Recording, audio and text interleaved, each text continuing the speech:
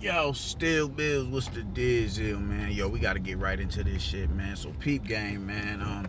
I wanna rap about the Jamal Charlo and not even Jamal Charlo. Well, yeah, he has to do with this video as well, but Carlos Adames, man, and how a Julian Williams fight is trash, bro. Julian Williams is one of my favorite PBC fighters, man. That dude is, I think, is fundamentally an incredible fighter, even though his career has said, is been contradictory of that claim, man. I just think that the dude is a real good fighter, man. Real good fighter, real good technique on his punches, real good punch placement. Just has a array of styles that he can attack you. He can fight in the pocket, he can fight off the back foot. I just always thought, J-Rock has always been a dope fighter, man. He showed himself to be a real good fighter, incredible threat as far as, when he's in the fight. But the minute he gets clipped on the chin, it's just, he's out of there, man. So, and this is at 154 pounds, man. He did his shit against Jared Hurd, but he got brutally stopped by Jamal Charlo and by Jason Rosario. And that, it was at 154 pounds, man. So when you have somebody like Carlos Adames who has to go through him at 160 pounds in order to be, in a title eliminator, it's just kind of like, that shit is blowing me, man. Because how are you even in that position? I don't know if his last fight was at 160. Was it at 160? I'm not too sure. But even if it was at 160, you are not the nigga that I should have to go through in order to gain, in a title eliminator, man. He's already there. He's right at the. He's a mandatory. Why do I have to go through another individual in order to get through a mandatory, to become a mandatory when I'm already there? Now, Jamal Charlo's situation as it pertains to what's going on outside of the ring with his wife, I stay out of that bullshit. That shit is none of my business. And in most cases, I stay out of people's personal affairs. Unless you're in a position where what you're doing on the outside of the ring, it just has to be spoken on. Hence, the Lopez's, and Edgar Berlanga with his overt use of the nigga word. That shit is something that I'm gonna speak on. But as far as shit that was going on with his wife, Teofimo Lopez, as well, as far as that situation is concerned, like his marital beefs, his marital spats, I'm not about to sit here and speak on that, because I just feel like, it's invasive and it's out of pocket for somebody to really, tread in them waters, man. That shit is wild, disrespectful. And it's the same thing with Jamal Charlo. And I've been more favorable of Teofimo Lopez than Jamal Charlo. But that still isn't enough for me to be like, oh man, I gotta go in here. Nah, I'm not about to do that shit, man. It's disrespectful, it's invasive, and it's just audacity for you to see. Like, a lot of interviewers feel like they get the exclusives. I'm gonna be, this is my job as a journalist to ask the hard questions, and you go in there and ask questions that's out of pocket. And when as volatile as Jamal Charlo is, for you to get, to come out of character and ask him questions like that in his face, it will possibly get your jaw broke. So he'd be back in court, not just for being, for his divorce, for divorce proceedings, but for fucking you up. And I feel like it'd be, that shit would be like, I'd salute it personally. You dig? When his card bounced or whatever in the, in the restaurants and on the,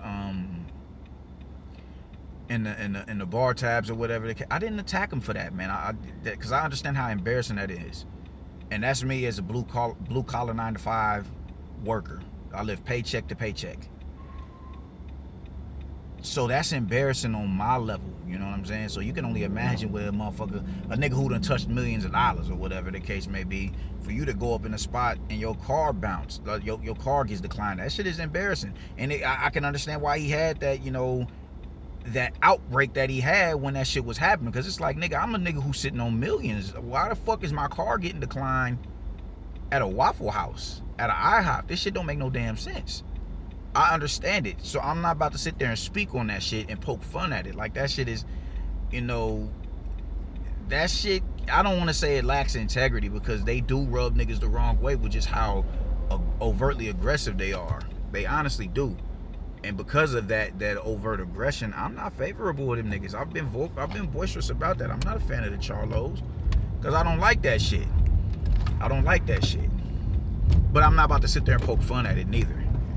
You dig? That's a black man at the end of the day his divorce proceedings with his ex-wife, soon to be ex-wife. Happy Pride, fuck out of here. His soon to be ex-wife and his kids. That is that man's business. That is that man's business, man. You know, treat others as you want them to treat you. You dig? If you was going through a fucked up position, you wouldn't want mass media and cameras all in your face asking you questions and scribes asking you questions. You wouldn't want that bit of information released to the public. Because that's your, you know, that's near and dear to your heart, man. You know, when you get your heart to somebody, you like, man, I don't want everybody to know about that. Like, bro, I'm fucked up off this. Respect people's privacy. Respect people's privacy. So I'm not a nigga who's gonna sit there and talk about that shit, man. That's not my prerogative. I ain't fucking with none of that shit.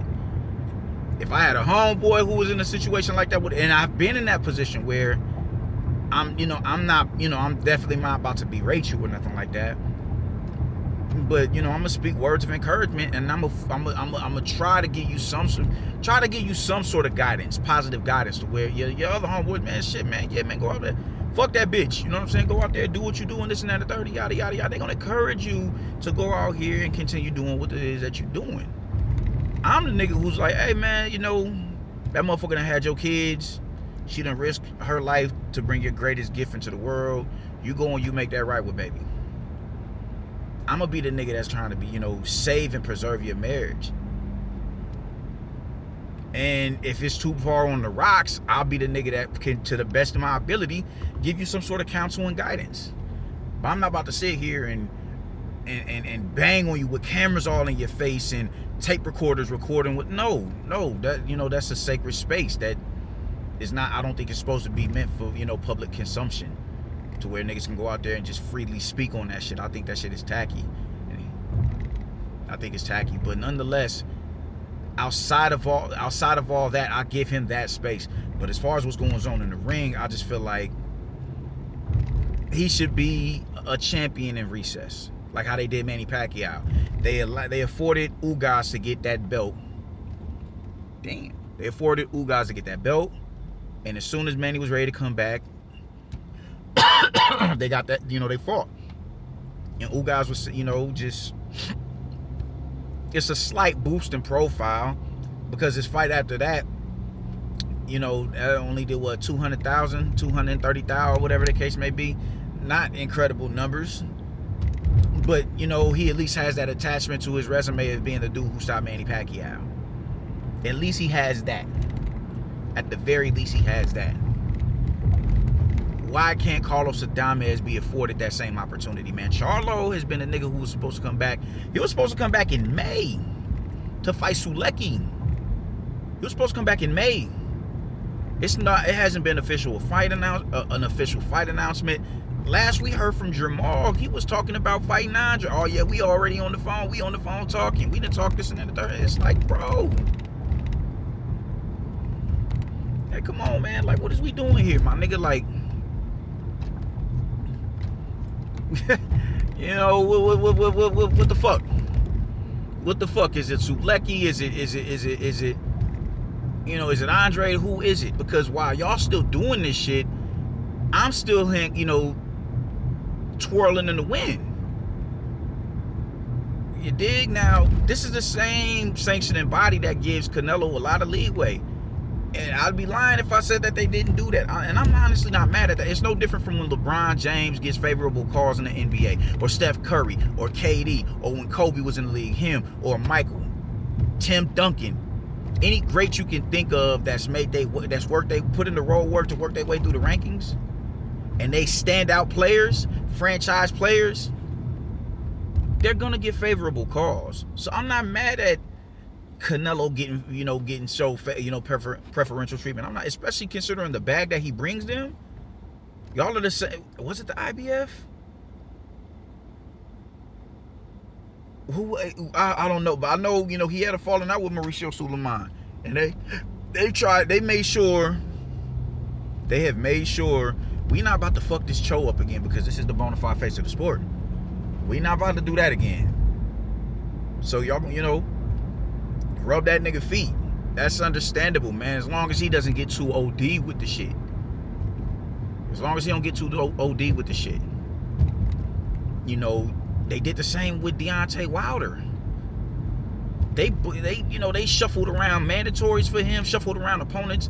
moved up niggas from the unranked opponents up into the to being mandatories. How the fuck do you do that? How the fuck do you do that in good faith?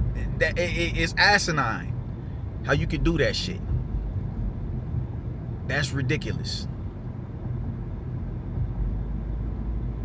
You dig?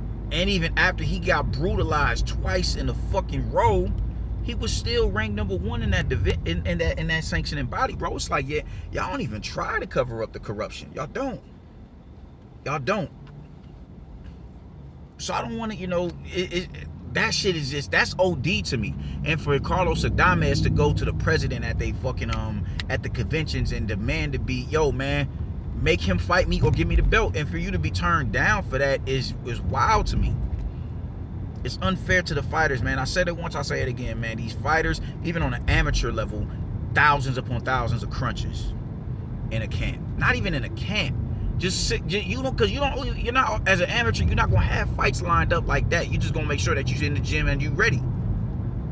You got thousands of crunches, medicine ball, cardio, hundreds of miles of running, sparring,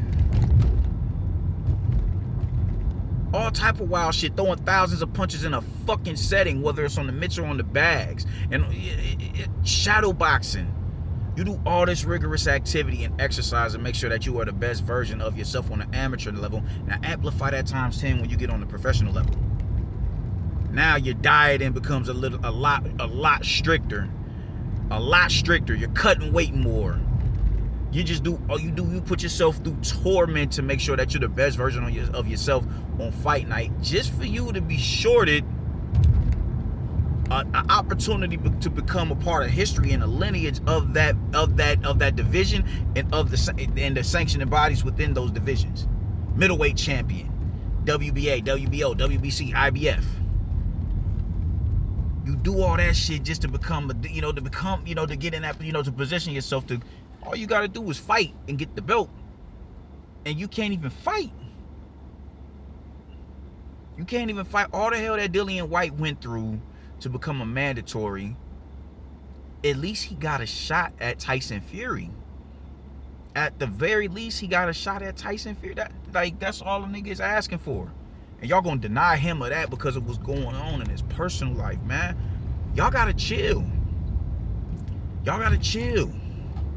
This is the same sanctioning body that's not allowing undisputed at 175 pounds, bro. Who the fuck, who do y'all think y'all are? Who the fuck you think you are? This is why niggas is talking about belts don't, and I feel to a certain degree, they do matter, but they play bullshit as well. And you can position yourself as a reputable fighter the way you can take that power away from them niggas. And I feel like they need to, that's something that needs to be, taken into consideration.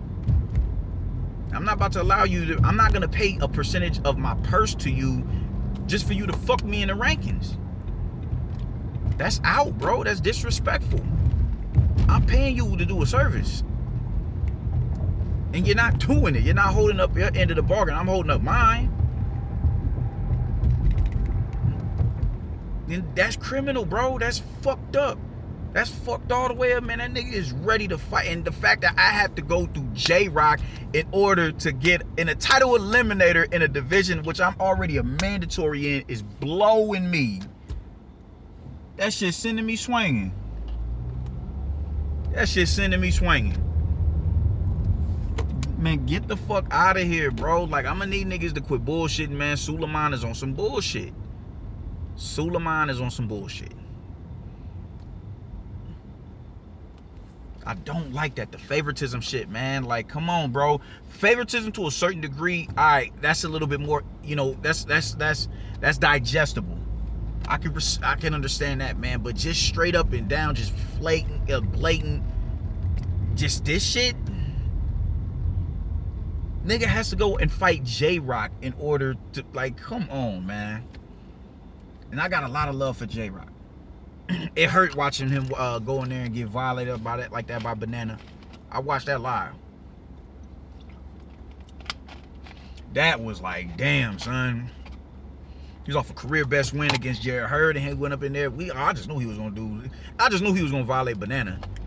That nigga got sent out of the ring, literally knocked out of the ropes by Galloway. Oh yeah. He got sent out of the ropes by Galloway. Yep. J-Rock gonna violate this nigga. And what happened? Police on my bumper, but it's all to the good because I got my new tags. The fuck? So yeah, man. I don't like that. I think that shit is, it's foul as fuck. It's foul as fuck for for fighters to be mistreated like this out of sake of preferential treatment. That shit ain't cool. Let that man fight for that strap, and maybe we can get some motion going on in the ocean of the 160-pound division. Because at this one, it's still water, bro. Police finna get on my ass. You dig? It's motionless water, man. We went to last time we went to Florida, we went to the opposite side of the beach, and the water was it was motionless. It was still. There was no wind from the waves. It was just, in Florida is just hot, so it was just dead air. I was like, yo, this is nasty. This is nasty. This is nasty. That's what the middleweight division is, man. Johnny Beck and his elf is even calling out Jamal Charlo. Johnny Beck is even calling out Charlo. Fam, I don't know, man. I don't get it, man. I don't get it. I think that shit is whack. This dude is looking at bro, like, come on, we could possibly be getting unifications jumped off. We could be come on, man. But we're, once again, Al Heyman strikes. Suleiman strikes. Do right. It's as simple as that, man. Do right by these fighters. These fighters that put money into y'all niggas' pockets. And not your pockets or whatever, but, your organizations, your sanctioning bodies' pockets. Allegedly, the WBO is doing the best work as far as keeping up with the bylaws and how the shit is supposed to go. Allegedly, they're doing the best work. And with Brazy, that's the last sanctioning body to be brung into the fold as a recognized world title. So if y'all allow the latest edition of the sanctioning bodies to be to usurp y'all in stature, to where that's the belt that's being most sought after, yikes. Double yikes and triple yikes. It's just simple, man. Just do right. Just do right. Do right, body. Just do right. It's not a hard thing to do. Just do fucking right, bro. Let that man fight for his belt. If you're comfortable enough to come back and fight Andre with no tune-up, there's no reason why you shouldn't be comfortable enough to come back and fight fucking Adames. There's no reason for that. You ain't got to move up in weight. He's right there at 160, man. Just go ahead and run the fade with that nigga. So that man could possibly have his dream come true. You've been a 2-division champ.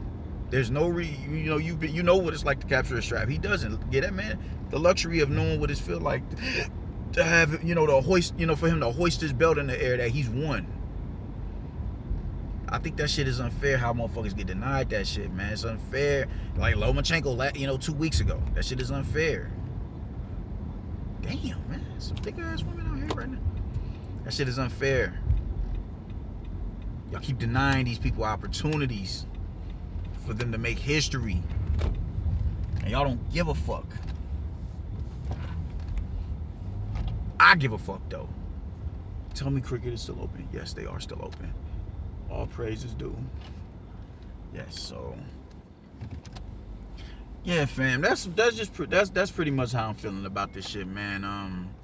Make Jamal Charlo a champion in recess, because Carlos Adames and Charlo is a good fight. We would love to see that once Charlo gets back into the into the fray. But Give Adames his opportunity to fight for a belt, man. I'm about to run up in here and get my phone fixed. Y'all be easy. Deuces.